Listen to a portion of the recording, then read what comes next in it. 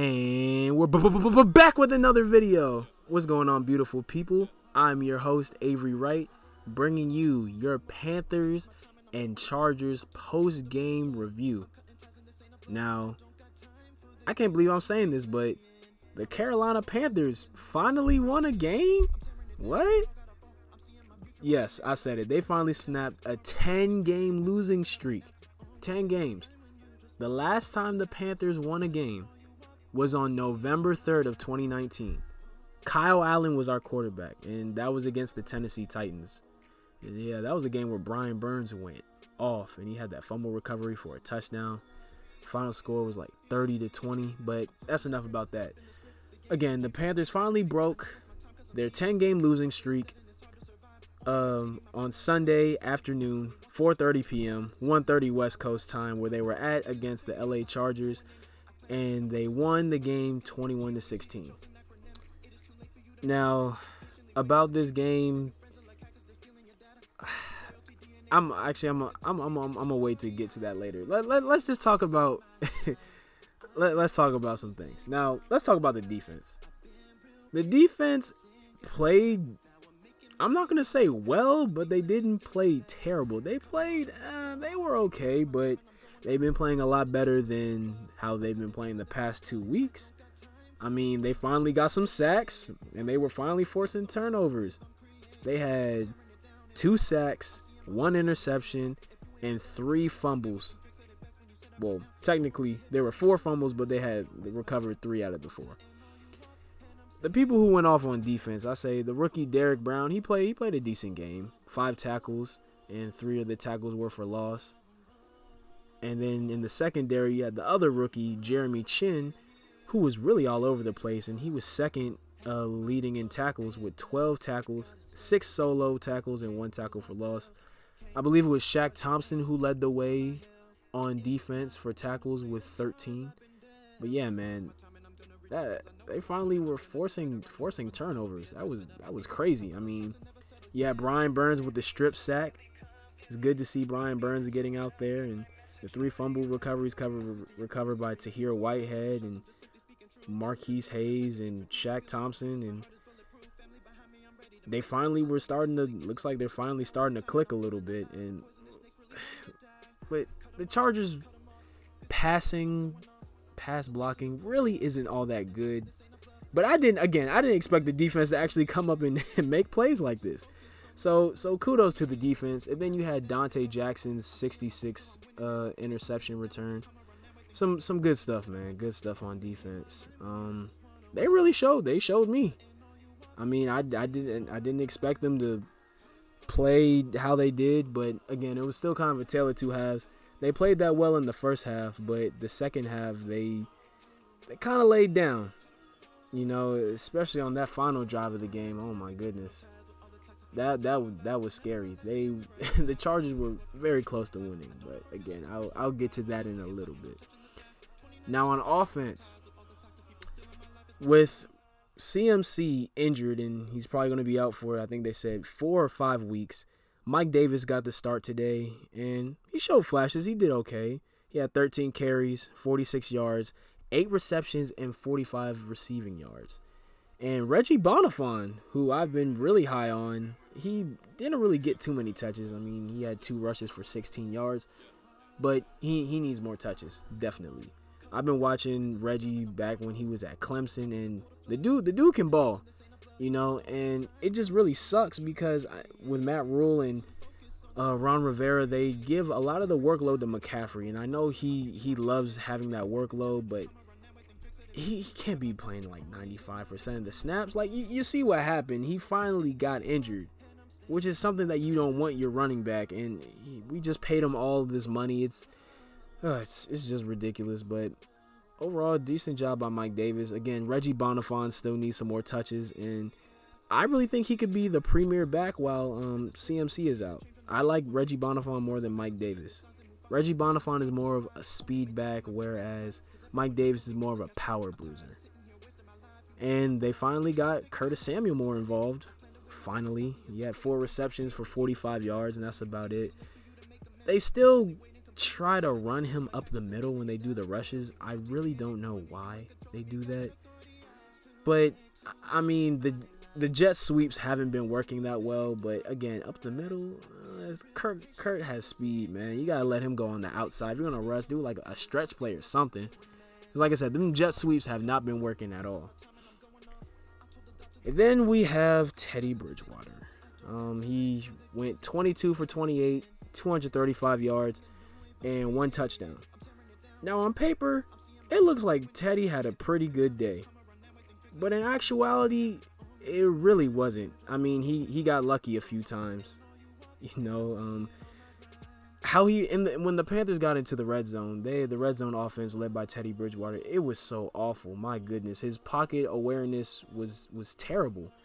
I mean, the defense gives you 4 turnovers, and you're telling me out of those 4 turnovers, you guys can only come away with 1 touchdown?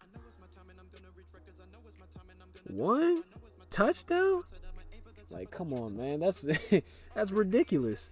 And it was in the first half. The offense got shut out in that second, almost got shut out in that second half. We're only scoring a field goal. You just can't win games like this. It was a reverse. I expected the offense to put up a bunch of points, and I expected the defense to let a bunch of points get put up on them. But it was the other way around. The offense cannot play like this. And this is the second game in a row where Teddy has not played well.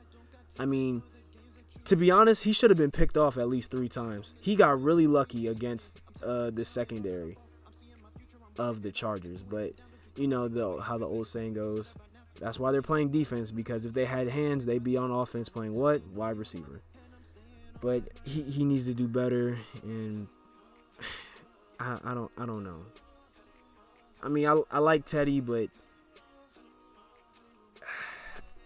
I don't know what to think. I mean, he's an average quarterback. This is why we need a franchise quarterback that can get these things done. You know, and that's no knock against Teddy. He's a decent quarterback, but he's not really gonna win you games. You know, I mean, that's why so many Panther fans are hoping that we do really poor this year and we could get either Trevor Lawrence or Justin Fields. That is, if Marty Hurney has the competence to get a franchise quarterback, but I don't know. That's still months away. I'm just taking the season game by game by game. And like I said, only 3 points in the second half. That's terrible. And you have all these red zone trips. The defense sets you up in great field position, and you guys can't come away with anything. Now, the blame is not all on Teddy. I'm putting most of the blame on him, but it's also on Joe Brady. He needs to call some better plays, but also you got to give credit to the LA Chargers, man. The defense was stepping up. They were stepping up. And a quick shout out to the rookie Herbert, man. He's going to be a star in this league. The man went 35 for 49, 330 yards, 1 touchdown, 1 interception. That's the second game where he's put up over 300-some yards. And I think they said he's the second rookie to do that in recent years since Cam Newton back in his rookie year of 2011.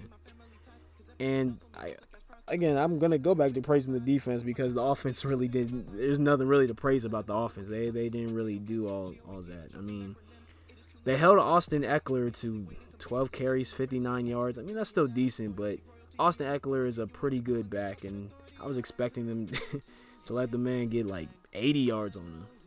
And also shout out to the other rookie, the running back, Joshua Kelly. 8 rushes, 43 yards for the Chargers. Again, he's a good situation back that can help Austin Eckler out. And then the one thing I will say about this defense, they really let Keenan Allen go crazy. I mean, the brother had 13 receptions, 132 yards, and 1 touchdown. Thank goodness it was only 1 touchdown because Keenan Allen was killing us all day. And shout out to the special teams for getting the ball on the 1 yard line for the Chargers. But again, we really almost coughed up this game. The defense almost folded, and it really came down to the last play of the game. Because if Keenan Allen had got that lateral off, I think it was to Eckler or Josh Kelly. Oh, he had a house call right there, and it would have been over. Final thoughts. I mean, it's good the Panthers finally won a game, but did they really win? Not really. It was mostly the Chargers really lost this game as opposed to Carolina winning. You know, the Chargers shot themselves in the foot all day. I mean, they had 8 penalties for almost 70 yards.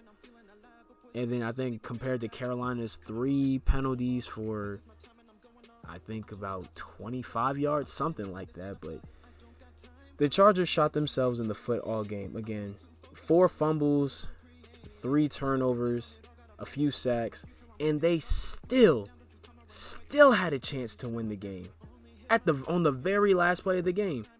Because like I said, if they had got that lateral off, this would be a whole different story. You know, so I don't really think that this was not a good win for Carolina. It was very ugly, very sloppy. The offense, I was very disappointed in the offense, and it's like I said last week, man. Teddy Bridgewater has to be better. You paying this man all this money to be not even converting in the red zone, and it's ridiculous. So we'll see what happens. I mean, I'll give them credit. They kept Joey Bosa in check.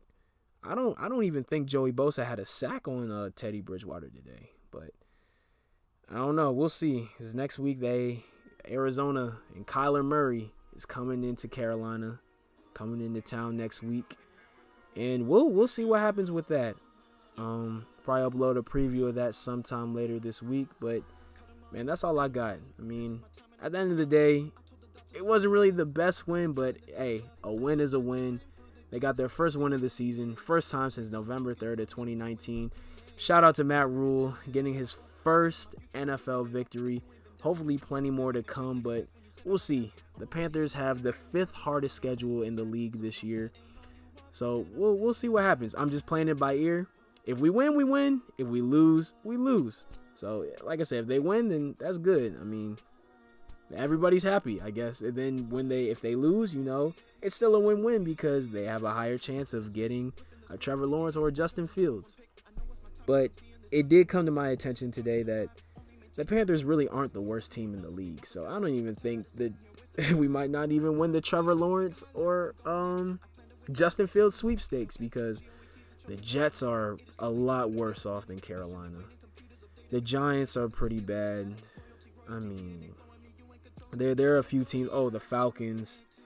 There are a few teams out there. The Panthers, they're at the bottom of the barrel, yes, but they're not deep down at the bottom like the 3 teams I just named, especially the Jets. Oh my goodness. They are not as bad as the Jets. They have potential, but we'll see. Hopefully within the next 2 to 3 years, this Panthers team will be running the NFC South again, and we'll see what happens, man. And we'll see what happens when they take on Kyler Murray next week. That's going to be fun. Him and Kenyon Drake. Ooh, this defense is in for a rude awakening with that with that read option. But that's all I got for you guys today. This is Avery Wright signing out. Make sure you guys like, comment, subscribe, and we're out of here. See you guys later. Gotta stay humble. I can't lose myself. Can't hold grudges, ain't good for my health. But it's my time to play the cards I've been dealt. I know it's my time and I'm gonna reach records. I know it's my time and I'm gonna do better.